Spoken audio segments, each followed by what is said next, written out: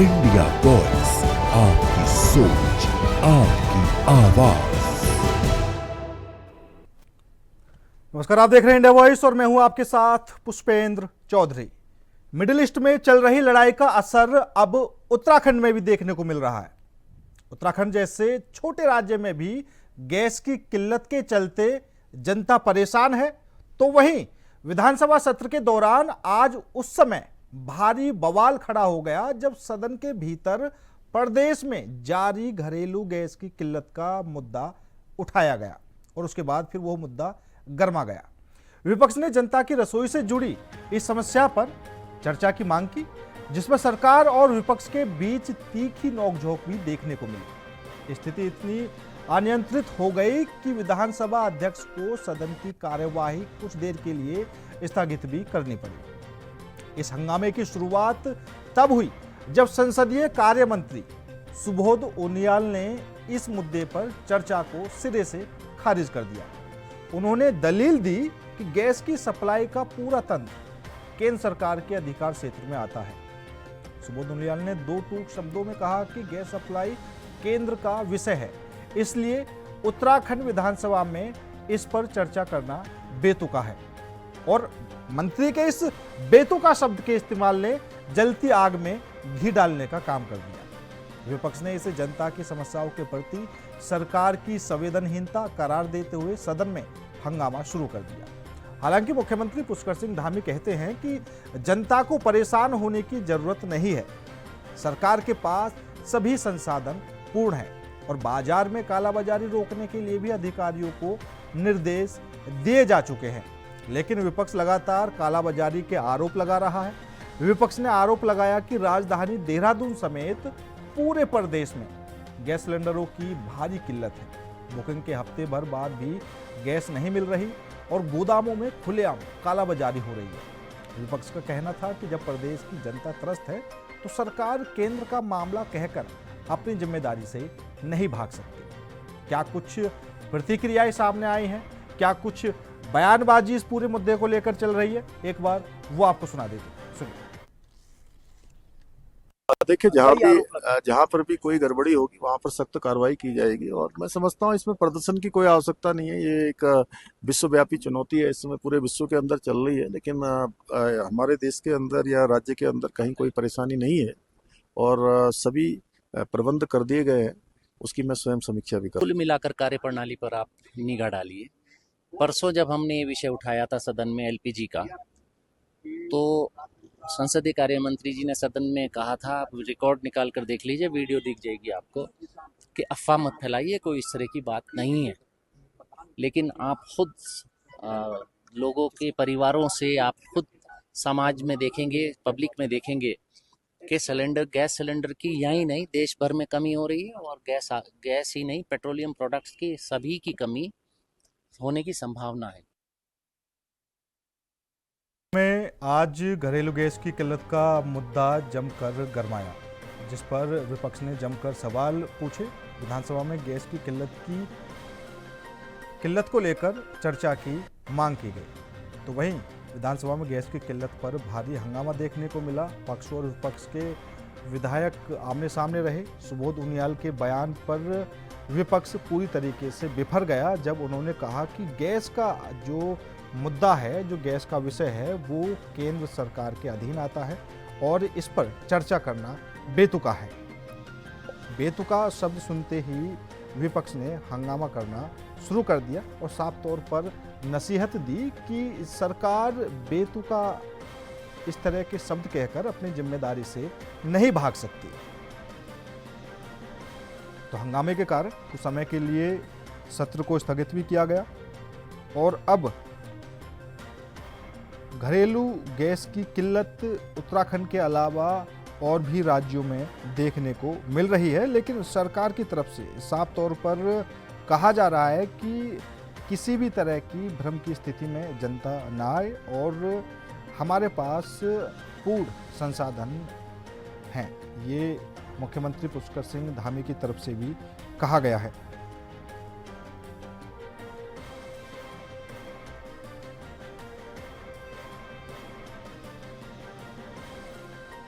तो middle east में चल रही भारी लड़ाई के कारण अब भारत में भी उसका असर देखने को मिल रहा है। गैस एजेंसियों पर लंबी लंबी कतारें देखने को मिल रही हैं। और आज इसी मुद्दे पर करेंगे चर्चा। चर्चा में शामिल होने के लिए हमारे साथ भारतीय जनता पार्टी से कुंवर जपेंद्र जी हमारे साथ जुड़ चुके हैं। आपका सर बहुत बहुत स्वागत है। तो कांग्रेस से आशीष नौटियाल जी भी हमारे साथ जुड़ चुके हैं। सर आपका भी बहुत बहुत स्वागत है। सबसे पहले जपेंद्र जी आपके पास से आना चाहूँगा, क्योंकि जिस तरीके से आज विधानसभा में भी देखने को मिला, कांग्रेस के विधायकों ने गैस की किल्लत का मुद्दा उठाया। सुबोध उनियाल जी ने साफ तौर पर कहा कि ये जो गैस की किल्लत का जो मुद्दा है ये सरकार, केंद्र सरकार का विषय है, तो इस पर चर्चा करना बेतुका है। एक तो जब बेतुका शब्द उन्होंने कहा तो इस पर विपक्ष ने जमकर हंगामा किया। एक तरह से ऐसा लग रहा था कि आग में घी डाल दिया। अब विपक्ष बोल रहा है कि भाई आप अपनी जिम्मेदारी से क्यों भाग रहे हैं। देखिए, गैस को लेकर या अन्य पेट्रोलियम पदार्थों की सप्लाई को लेकर निश्चित तौर पर जो मिडिल ईस्ट में जो ये जंग चल रही है उसका कहीं ना कहीं विपरीत प्रभाव पूरे विश्व में पड़ रहा है। बिल्कुल, उससे हमारा भारत देश भी अछूता नहीं।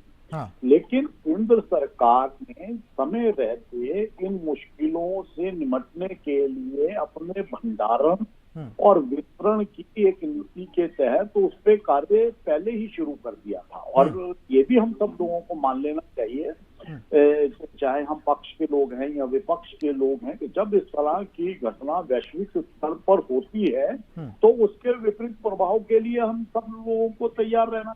ये तो एक वैश्विक समस्या के बिल्कुल सही बात है।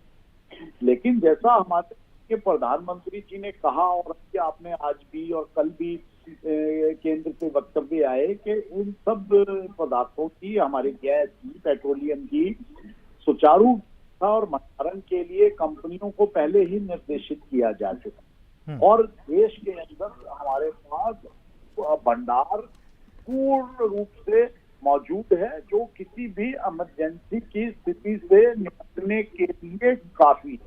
नहीं जपेंद्र जी, बिल्कुल आपकी सही बात है कि हमारे पास भंडारण है और किसी भी स्थिति से निपटने के लिए हम हर तरह से तैयार हैं। तो आप फिर विपक्ष को क्यों नहीं समझा पा रहे ये बात। और दूसरी तरफ जो जनता में भ्रम की स्थिति बनी हुई है, या तो ये कह लीजिए कि जनता के मन में भ्रम की स्थिति बनी हुई है, या फिर यह कह लीजिए कि जो जनता के मन में डर है वो वाकई सच है। जो गैस एजेंसियों के सामने लंबी लंबी कतारें देखने को मिल रही हैं, और विपक्ष जो ये कालाबाजारी का जो मुद्दा उठा रहा है, आप इससे बिल्कुल भी नकार नहीं सकते, क्योंकि खुद प्रशासन कार्रवाई भी कर रहा है और कई जगह से कालाबाजारी वाली चीजें पकड़ी भी गई हैं।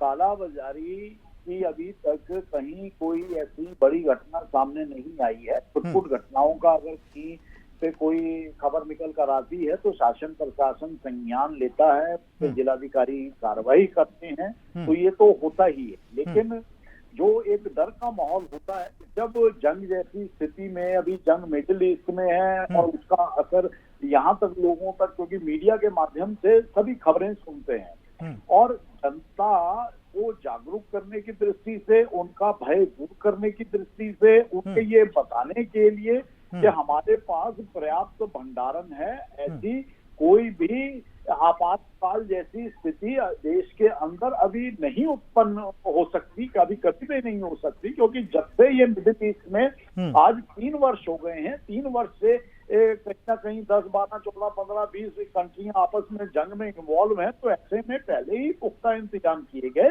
लेकिन हाँ, इतना जरूर है, इतना देशवासियों और प्रदेशवासियों से जरूर हम सब लोगों को मिलकर निवेदन करना चाहिए। हाँ। सरकार के प्रवक्ता की हैसियत से हम भी उसे निवेदन को कर देते हैं कि उन आपूर्ति को बाधित ना होने दिया जाए, इसके लिए सरकार है, लेकिन कम से कम संसाधनों में अधिक से अधिक उपयोग। ठीक है। हालांकि आप जो तर्क दे रहे हैं वो ठीक है, लेकिन आप बोल रहे हैं कि भंडारण हमारे पास पर्याप्त है, उसके बाद भी आखिर क्या वजह हुई कि गैस सिलेंडर पर दाम बढ़ाए गए सरकार की तरफ से। खैर ठीक है, आशीष नौटियाल जी क्या कुछ कहेंगे, क्योंकि जपेंद्र जी तो साफ तौर पर कह रहे हैं कि ना तो किसी तरह की चिंता करने की जरूरत है, और जो जनता के मन में जिस तरह का भ्रम है, हमारे पास भंडारण पूरा है। मुझे तो लगता है अंदर जपेंद्र जी भी परेशान है, क्योंकि गैस सिलेंडर हर किसी से शुरू होते हैं। उस गरीब जनता का देखिए कि बेचारे पर एक सिलेंडर है और वो लाइन पर आज खड़ा है सुबह से शाम तक। आशीष नौटियाल जी, आपकी आवाज साफ नहीं मिल पा रही है। मैं आपसे निवेदन करूंगा कि आप अपना फोन कान पर लगा लीजिए।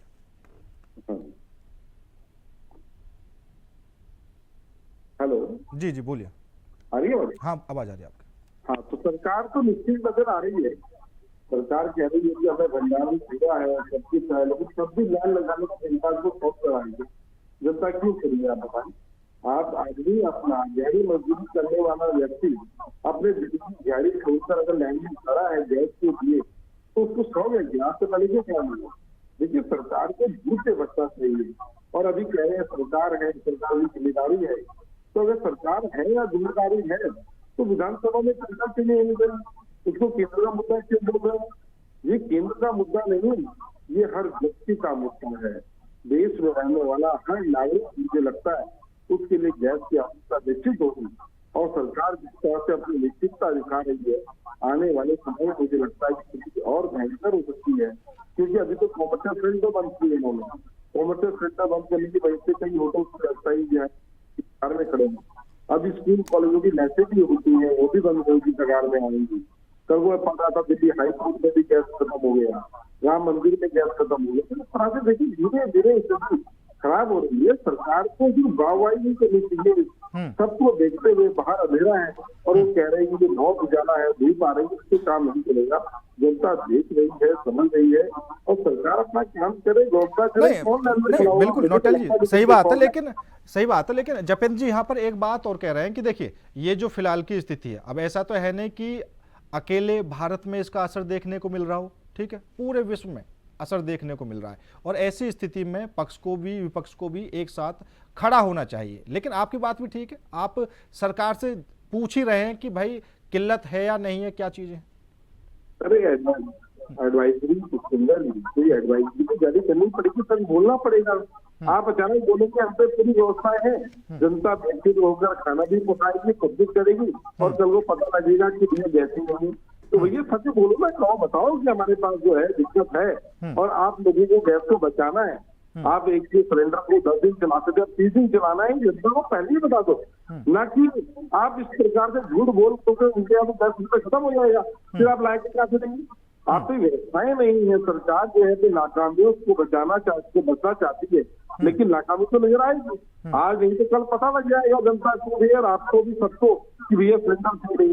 तो मुझे लगता है सरकार को सच बोलना चाहिए और निश्चित एडवाइजरी जारी करनी चाहिए। अगर सरकार नहीं कर पाई व्यवस्था, नहीं है सरकार की व्यवस्था, तो बोले ठीक है, बचाना पड़ेगा, आगे दिक्कत है। ठीक है नौटियाल साहब, ठीक है। जपेंद्र जी यहाँ पर सबसे बड़ा डर का माहौल अगर किसी के अंदर है तो वो व्यापारी वर्ग के अंदर है, और वो साफ तौर पर कहते हुए नजर आ रहे हैं कि अगर ऐसा ही चलता रहा तो हमारा जो कारोबार है वही खत्म हो जाएगा।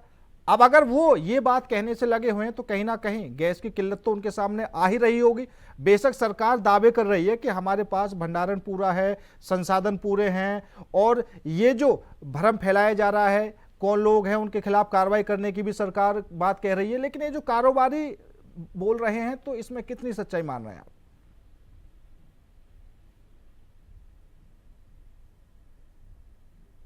जपेंद्र जी आपकी आवाज नहीं मिल पा रही है।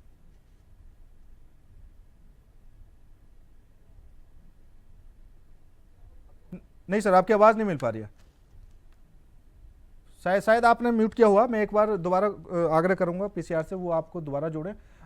नौटियाल साहब, क्योंकि विपक्ष तो लगातार आज विधानसभा में भी देखने को मिला जिस तरीके से उन्होंने गैस की समस्या को उठाया, और सुबोध उनियाल की तरफ से जो कहा गया कि ये जो गैस सप्लाई का जो मामला है, रसोई गैस का जो मामला है, वो केंद्र सरकार का विषय है और इस पर बात करना बेतुका है। इसको लेकर फिर जिस तरीके से विपक्ष ने हंगामा किया वो भी आपने देखा होगा। देखिए पुष्पेंद्र जी, जनता सच सुनना चाहती है। सच्चाई अगर बता दी जाए तो मुझे लग रहा है जनता को भी फायदा उससे ही होगा और हमको और आपको सबको फायदा होगा। अगर किसी घर में खाना नहीं मिल पाएगा तो मुझे नहीं लगता कि यहाँ पर बैठे हुए दुकानदार को भी नींद आनी चाहिए। ऐसा नहीं है आप सत्ता में है तो आप जो है आपको नींद आने की आएगी। समस्याएं सबके लिए है और जिसके घर में वाकई शादी है उस बेचारे को आपको सिलेंडर की व्यवस्था करनी है, जिससे हलवाई ने कैटरिंग का काम पकड़ा हुआ है उससे गैस सिलेंडर की व्यवस्था करनी है। उस घर की पीड़ा को समझो, किस प्रकार से वो आज क्या कर रहा होगा, क्या सोच रहा होगा, उसने अपने घर में अपने रिश्तेदार को इन्वाइट कर रखा है और उसके घर में गैस सिलेंडर ना हो। तो निश्चित चिंता को समझना चाहिए, ना कि झूठ मूठ में अपनी वाहवाही ढूंढने के लिए झूठ बोला जाए कि सारी व्यवस्थाएं हैं, क्योंकि जनता तो प्रश्न है व्यवस्थाएं हैं क्यों प्रदान कर रहे हैं। तो कुल मिलाकर मुझे लगता है अगर सरकार से व्यवस्था नहीं है तो इस बात को खुद सरकार बोले, एडवाइजरी जारी करे, जनता को बताए समस्याएं हैं इस सरकार से आप लोग गैस का सब्सिट्यूट, क्योंकि प्रधानमंत्री जी पहले बता दीजिए सब्सिट्यूट बहुत ये लाली ठीक है नौटियाल साहब। जपेंद्र जी हमारे साथ जुड़ चुके हैं। जपेंद्र जी, आपने मेरा सवाल तो सुन लिया होगा जो मैंने व्यापारियों को लेकर बोला था। दूसरी तरफ राहुल गांधी का एक बयान सामने आया था, उन्होंने साफ तौर पर कहा था कि देश से सिलेंडर गायब और सदन से नरेंद्र गायब। देखिए, अगर केवल ऐसी बचकानी हरकतें ही कांग्रेस के नेतृत्व में करनी है तो इसके लिए तो वो जाने जाते हैं। अपनी जो बिना किसी लॉजिकल टॉक के लिए या बेहूदगियों के लिए वो एक अलग विषय है, लेकिन हम व्यापारी वर्ग की बात करते हैं। तो भारतवर्ष के व्यापारी ने जब जब देश के ऊपर कोई मुसीबत आई है, कोई परेशानी आई है, कोई दिक्कत आई है, तो ऐसे में इस देश के व्यापारी भाइयों ने तन मन धन से देश की सेवा की है।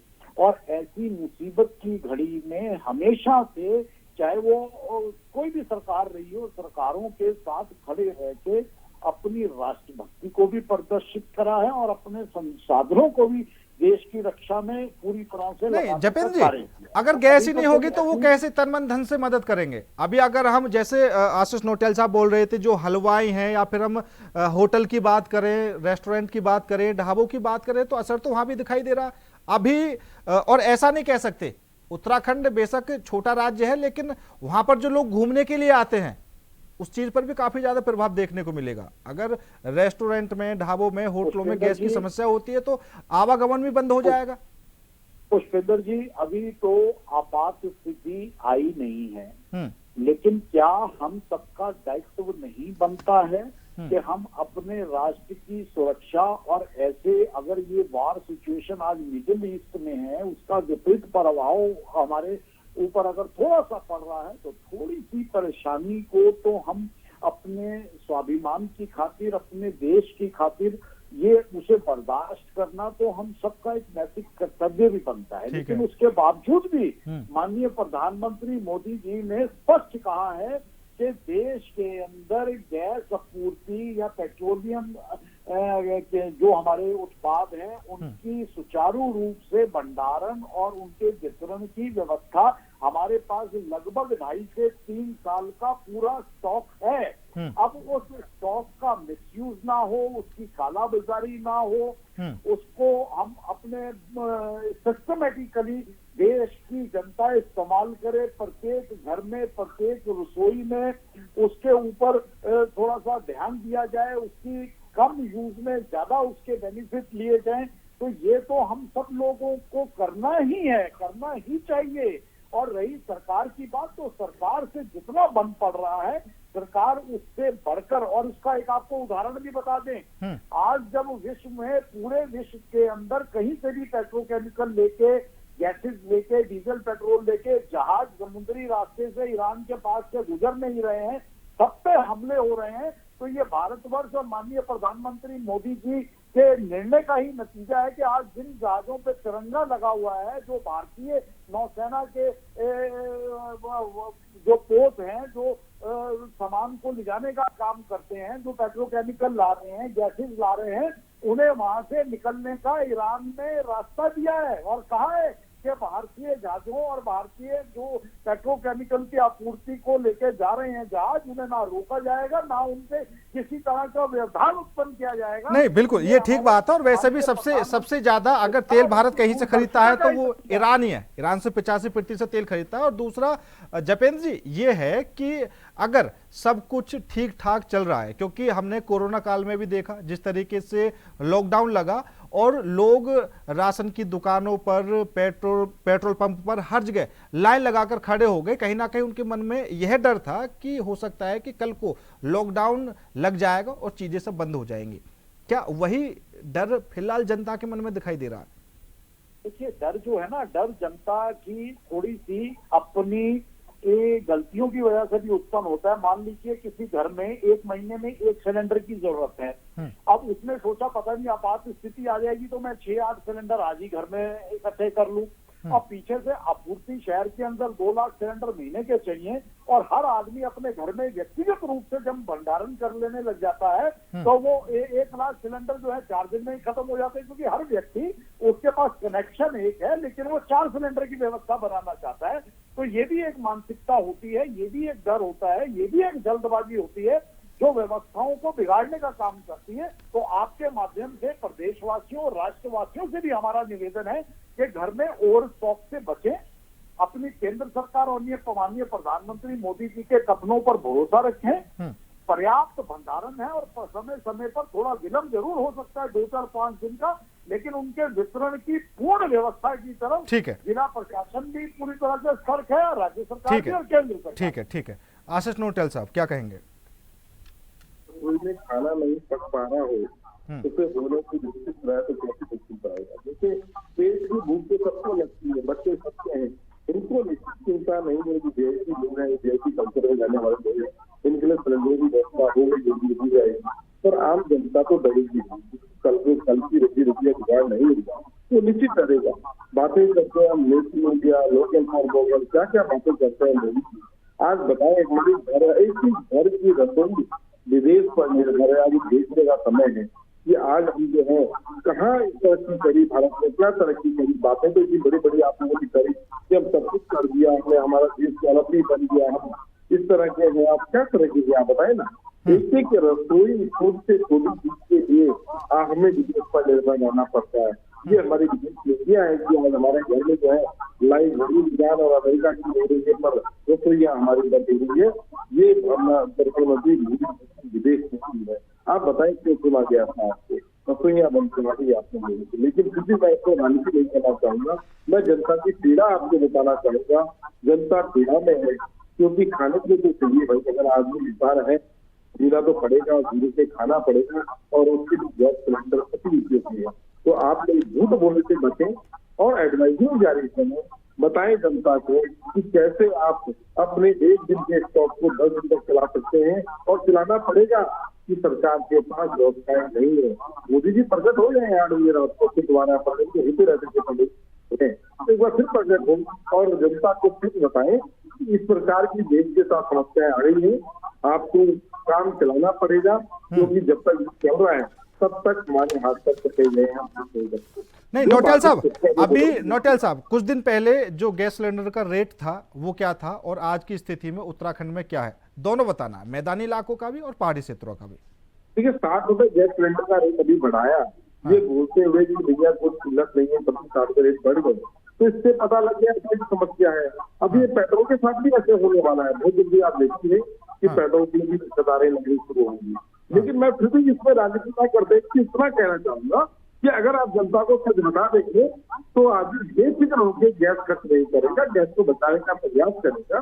जरूरी होगा तो गैस का काम करेगा, नहीं तो चूल्हे जलाएगा, लकड़ी की व्यवस्था करेगा, लेकिन अपना जीवन यापन तो करेगा। नहीं बिल्कुल नोटेल साहब, यहाँ पर नोटेल साहब यहाँ पर हमें 2 चीजें समझनी पड़ेंगी। एक तो ये जो आप कह रहे हैं कि भाई सरकार को एडवाइजरी जारी करनी चाहिए, क्या कुछ कमी है, क्या चीजें चल रही हैं। दूसरा ये कि जो हम सामने से देख पा रहे हैं, जो आप देख पा रहे हैं, अपनी आंखों से देख पा रहे हैं कि लंबी लंबी कतारें लगी हैं। दूसरा ये मुख्यमंत्री साहब जो साफ तौर पर बोल रहे हैं कि किसी तरह की कोई कमी नहीं है।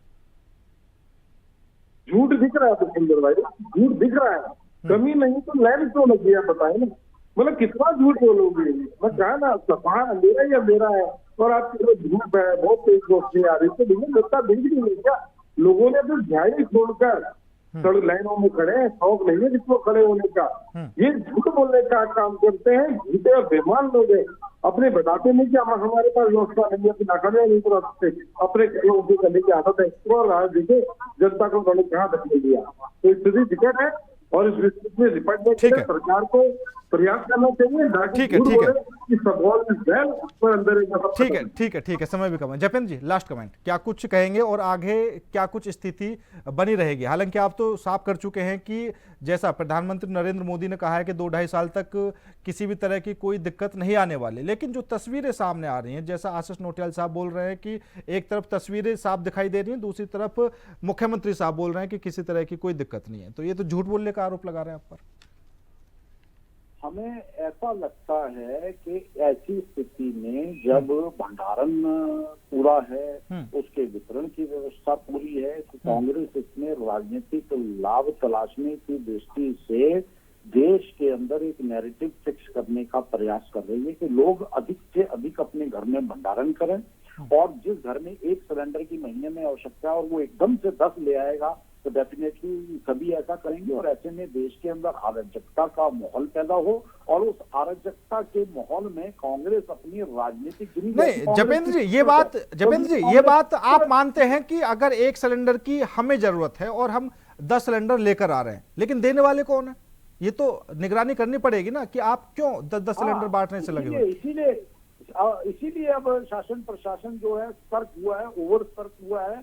वो ये रिकॉर्ड कलेक्ट कर रहा है कि भाई कितनी एजेंसीज में आपको आपूर्ति आपके पास आ रही है, कितना आप दे रहे हैं, कितने आपके पास कनेक्शन है, किस कनेक्शन में आपके पास 2 सिलेंडर गए, कहाँ 4 गए और कहाँ आपने बिना कनेक्शन के दिया। तो ये निश्चित तौर पर ये निगरानी पूरी करनी पड़ रही है, मजबूरी है ये शासन प्रशासन की, और उसी पे ये स्थिति साफ हो रही है कि कांग्रेस जो ये नैरेटिव फिक्स करके अराजकता का माहौल पैदा करना चाह रही है, तो कहीं ना कहीं कांग्रेस को भी इस मसले में देश तो इस आपदा से बाहर आ जाएगा। बिल्कुल सर, कांग्रेस बेनकाब हो जाएगी। ठीक है सर, समय की भी कमी है। जपेंद्र जी आपका भी, आशीष नोटियाल साहब आपका भी बहुत बहुत धन्यवाद मेरे साथ इस खास चर्चा में जुड़ने के लिए। लेकिन मिडिल ईस्ट में जारी तनाव के बाद अब भारत के कई राज्यों में जो गैस की किल्लत सामने आ रही है, हालांकि सरकार तमाम तरह के दावे कर रही है और साफ तौर पर यह भी कह रही है कि ये जनता के मन में विपक्ष के द्वारा एक तरह से भ्रम की स्थिति पैदा की जा रही है। हालांकि जो तस्वीरें सामने आ रही हैं, गैस एजेंसी पर लंबी लंबी कतारें दिखाई दे रही हैं, अब उनमें कितनी सच्चाई है या फिर जनता के मन में डर का माहौल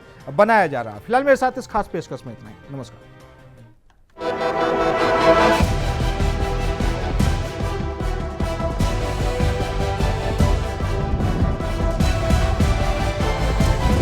इंडिया वॉइस, आपकी सोच, आपकी आवाज।